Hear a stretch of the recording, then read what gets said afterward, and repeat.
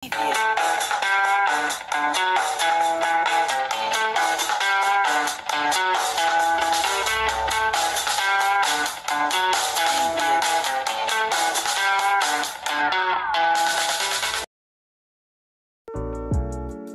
teman-teman, di sini sudah ada pedoman penerimaan mahasiswa baru Polbangtan PEPI tahun 2025.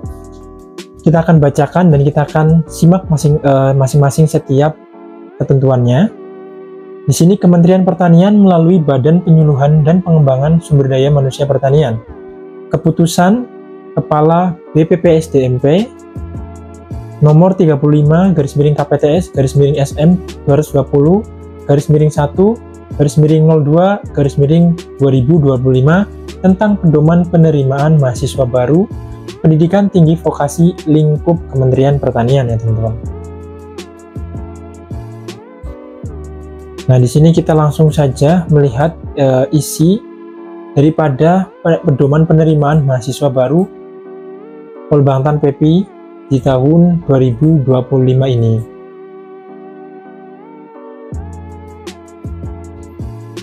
Nah, bahwasannya di sini Kementerian Pertanian menyelenggarakan pendidikan tinggi vokasi di 7 politeknik, teman-teman. Mulai dari Politeknik Pembangunan Pertanian yang disingkat adalah Polbangtan. Yang pertama ada Polbangtan Medan, Polbangtan Bogor, Polbangtan Yogyakarta Magelang, Polbangtan Goa, Polbangtan Manokwari, kemudian ada PEPI atau Politeknik Engineering Pertanian Indonesia di wilayah Serpong. Nah, kemudian di sini kita akan melihat mengenai tahapan seleksi atau program studi.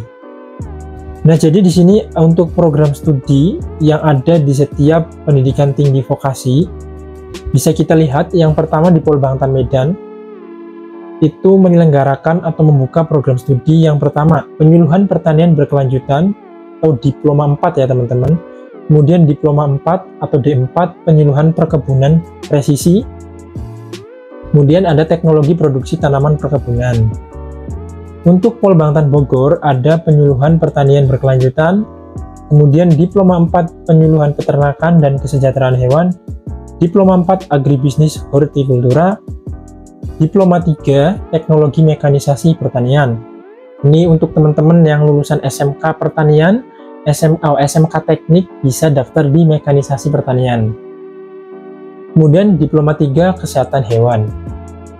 Untuk Polbangtan Yogyakarta Magelang ada D4 Penyuluhan Pertanian Berkelanjutan, ada D4 Teknologi Benih, D4 Agribisnis Hortikultura, D4 Penyuluhan Peternakan dan Kesejahteraan Hewan, kemudian ada D4 Teknologi Pakan Ternak, D4 Teknologi Produksi Ternak. Untuk Polbangtan Malang ada D4 Penyuluhan Pertanian Berkelanjutan, D4 Penyuluhan Peternakan dan Kesejahteraan Hewan, D4 Agribisnis Peternakan. Untuk Polbangtan Goa ada D4 Penyuluhan Pertanian Berkelanjutan, D4 Penyuluhan Peternakan dan Kesejahteraan Hewan, Diploma 3 Budidaya Tanaman Hortikultura, Diploma 3 Budidaya Ternak. Untuk Polbangtan Manokwari ada D4 Penyuluhan Pertanian Berkelanjutan, D4 Penyuluhan Peternakan dan Kesejahteraan Hewan, D4 Teknologi Produksi Tanaman Perkebunan. Untuk PEPI Serpong ada Diploma 3 Teknologi Mekanisasi Pertanian, Diploma 3 Teknologi Hasil Pertanian, dan Diploma 3 Tata Air Pertanian. Nah, untuk PEPI ini teman-teman lulusan SMK Teknik bisa banget untuk daftar di PEPI Serpong ya teman-teman. Selanjutnya jalur pendaftaran ada undangan, SMKPP, mitra, anak petani dan anak penyuluh, kerjasama dan tugas belajar, jalur umum dan jalur prestasi. Persyaratan di sini WNI memiliki NIK, kemudian ijazah atau SKL. Untuk SMA, SMK Pertanian, MA, MAK Pertanian untuk semua prodi di Polbangtan dan PEPI. Ingat ya teman-teman. Jadi untuk SMK non pertanian dan non teknik itu nanti belum bisa untuk mendaftar di Polbangtan. Yang kedua di sini adalah SMK Teknik tadi untuk semua prodi di PP dan prodi mekanisasi di Polbangtan. Kalau tidak salah tadi ada di Polbangtan Bogor. Kemudian mengisi formulir untuk tinggi badan ini diutamakan putri minimal 155, putra minimal 160. Kemudian melampirkan surat-surat pemeriksaan kesehatan dan lain-lain ya teman-teman, nanti bisa dilihat. Kemudian setiap peserta bisa memilih 2 prodi di 1 Polbangtan saja ya teman-teman. Untuk jalurnya di sini ada beberapa ketentuan. Untuk jalur tugas belajar ya, jadi pada dasarnya tugas belajar ini berasal dari PNS pusat atau daerah ya.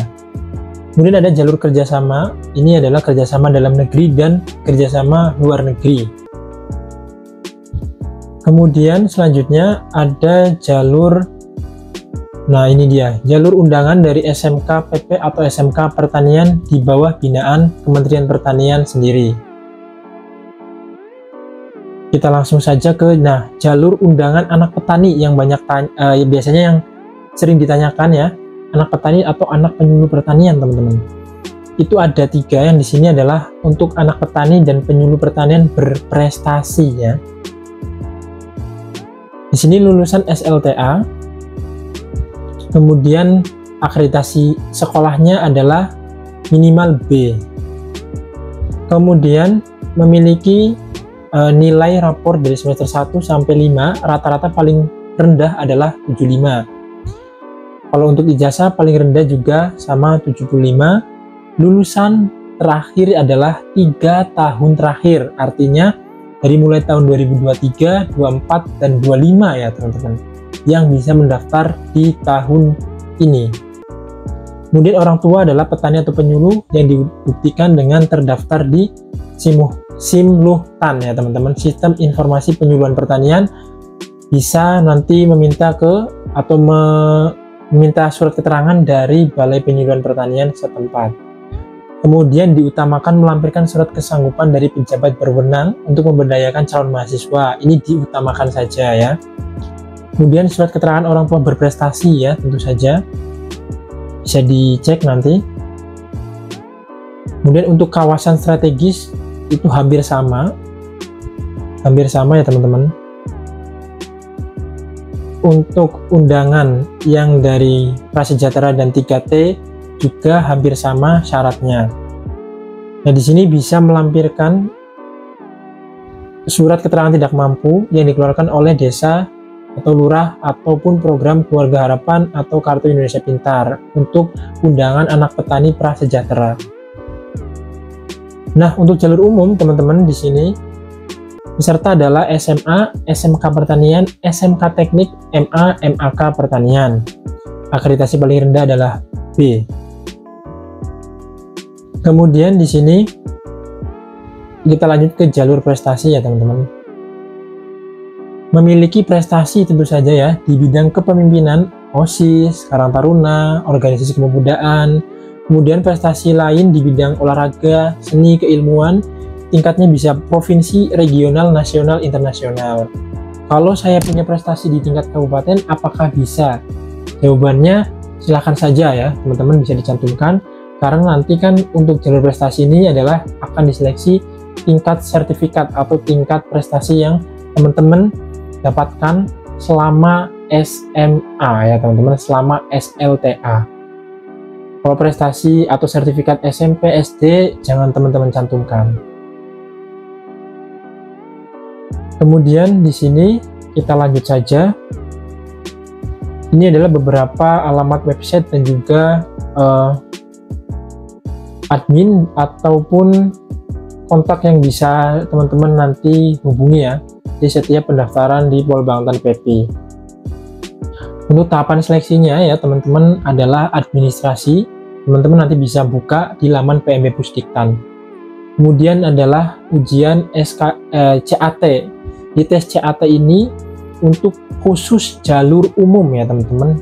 Sekali lagi tes CAT khusus untuk jalur umum saja yang akan dibuka nanti tanggal 21 April. Materi tes CAT ada materi pertanian, perkebunan, peternakan, kemudian matematika dasar, bahasa Inggris dasar, dan kewirausahaan. Kalau teman-teman mau lihat contoh soalnya, nanti bisa scroll saja, ada beberapa contoh soal yang sudah pernah dibahas.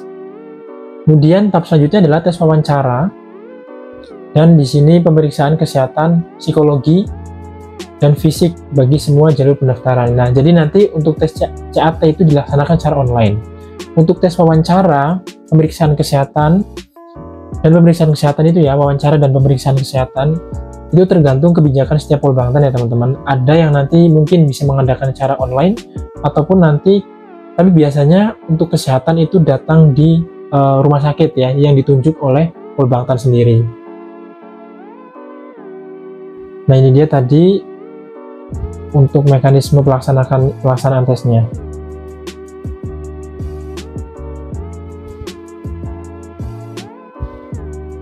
Oke, kita coba lihat lagi. Nah, ini untuk pendaftaran itu adalah biayanya Rp150.000 saja teman-teman, untuk biaya pendaftaran di setiap jalurnya. Dan bagi teman-teman nanti apabila masih belum berhasil di tahap sebelumnya, misalnya jalur undangan masih belum berhasil, teman-teman nanti bisa daftar juga di jalur umum ya, dengan membayar pendaftaran tentu saja Rp150.000. Teman-teman nanti bisa kunjungi portal, di sini portal PMB Pustikan. Untuk pendaftarannya nanti teman-teman bisa klik di setiap instansi, pilih salah satu saja. Dan ini ada beberapa formulir berkas yang sudah disediakan. Teman-teman nanti tinggal print atau tinggal cetak saja.